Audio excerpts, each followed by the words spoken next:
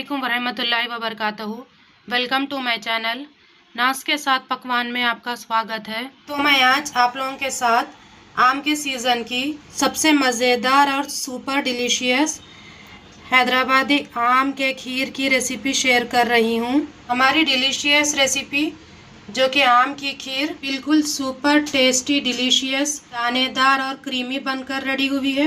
और आप भी मेरी इस सुपर टेस्टी डिलीशियस क्रीमी और दानेदार रेसिपी को ज़रूर ट्राई करिए और अपने फैमिली और फ्रेंड्स के साथ ज़रूर शेयर करिए। तो चलिए फ्रेंड्स, अब बिना टाइम वेस्ट किए सुपर टेस्टी डिलीशियस रेसिपी को बनाना शुरू करते हैं। सबसे पहले खीर बनाने के लिए हमें लेना है कस्टर्ड पाउडर। ये वैनिला कस्टर्ड पाउडर लिया है मैंने। अब कस्टर्ड में हाफ कप दूध शामिल करेंगे।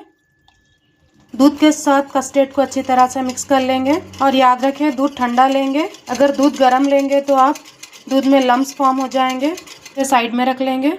नेक्स्ट 200 ग्राम खोवा लिया है मैंने। इसमें भी हाफ कप दूध शामिल कर देंगे और इसे भी अच्छी तरह से मिक्स कर लेंगे। ये मैं फ्रेश खोवे का इस्तेमाल कर रही हूँ जिससे खीर बहुत डिलीशियस और टेस्टी बनेगी। इस तरह विस्कर की मदद से खोवे को मिक्स कर लेंगे ताकि खोवे में लम्स ना रहे। तो देखिए मेल्टेड खोवा भी हमारा रेडी है। अब इसे भी साइड में रख लेंगे। आम की खीर के लिए मैं 3 बड़े आम का इस्तेमाल कर रही हूँ जिसका वेट 500 ग्राम से भी ज़्यादा है। जिसमें से मैंने 2 आमों का इस तरह से पेस्ट बना लिया है।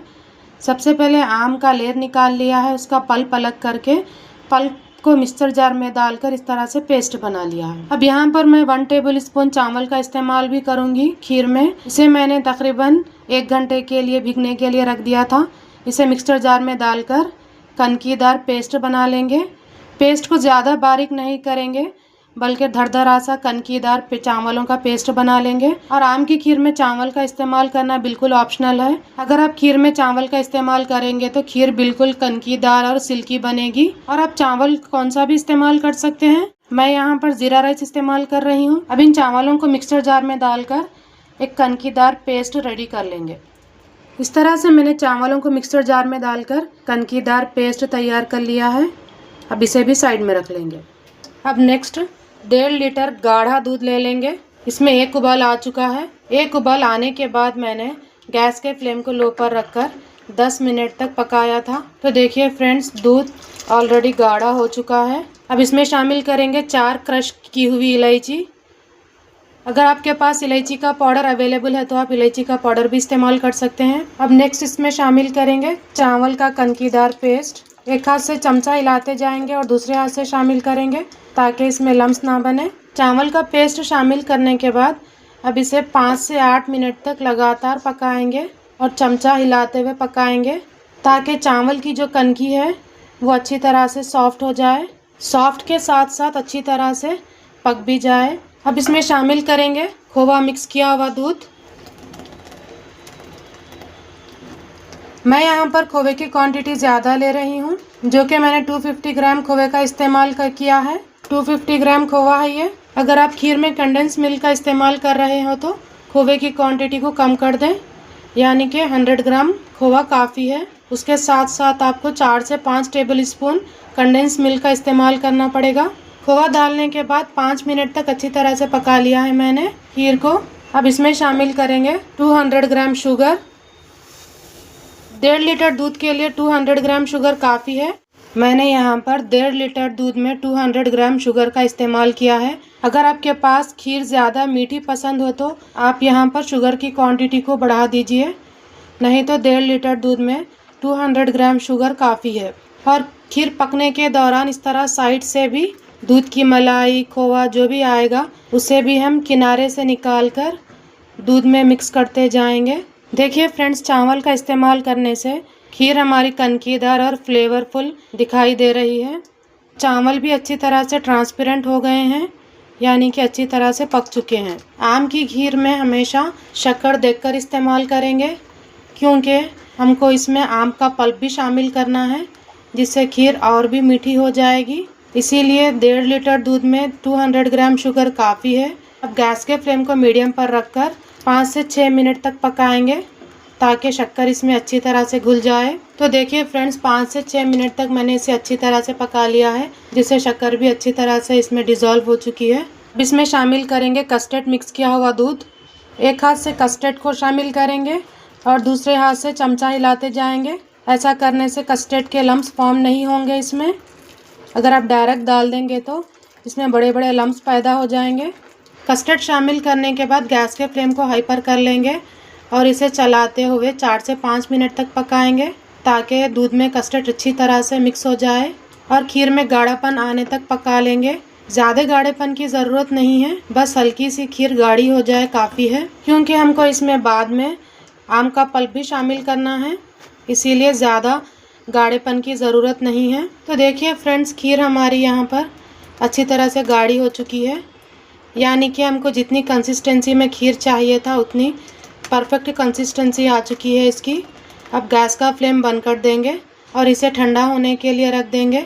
बाकी इंग्रेडिएंट्स खीर ठंडी होने के बाद खीर में शामिल करेंगे। तो देखिए फ्रेंड्स, खीर हमारी ठंडी हो चुकी है। ठंडी होने के बाद परफेक्ट कंसिस्टेंसी में आ चुकी है।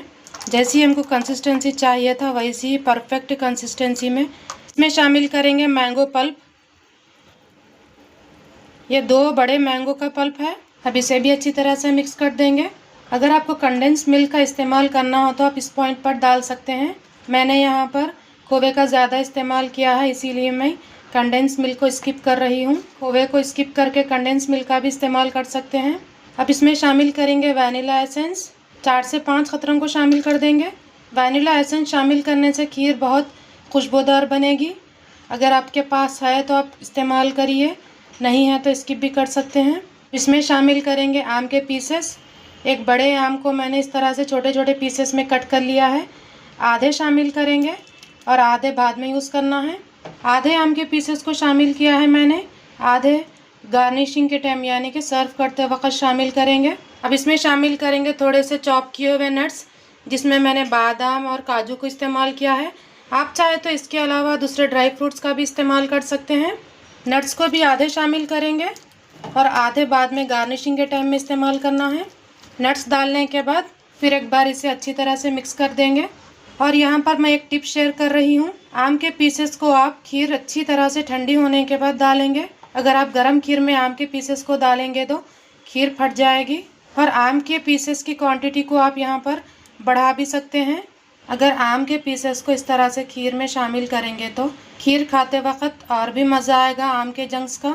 आखिर में इसमें शामिल करना है 1 कप फ्रेश क्रीम। ये अमूल की फ्रेश क्रीम इस्तेमाल कर रही हूँ मैं। अगर आपके पास क्रीम अवेलेबल नहीं है तो आप दूध के ऊपर की मलाई भी इस्तेमाल कर सकते हैं। इसे भी मिक्स कर देंगे अच्छी तरह से। तो लीजिए फ्रेंड्स, हमारी आम की खीर रेडी है। अब इसे सर्विंग बाउल में निकाल लेंगे। तो लीजिए फ्रेंड्स, हमारी सुपर डिलीशियस टेस्टी कनकीदार क्रीमी हैदराबादी आम की खीर बनकर बिल्कुल तैयार है। खीर को ठंडी कर लेंगे, 1-2 घंटे फ्रिज में रख देंगे। 1-2 घंटों के बाद इसे इस्तेमाल करेंगे, जिससे ये और भी डिलीशियस और टेस्टी हो जाएगी। अब खीर के ऊपर गार्निशिंग कर लेंगे। थोड़े से आम के पीसेस और बचे हुए नट्स भी शामिल कर देंगे, जिससे ये देखने में भी और मज़ेदार लगेगी। और थोड़े से टूटी फ्रूटी, ये बिल्कुल ऑप्शनल है।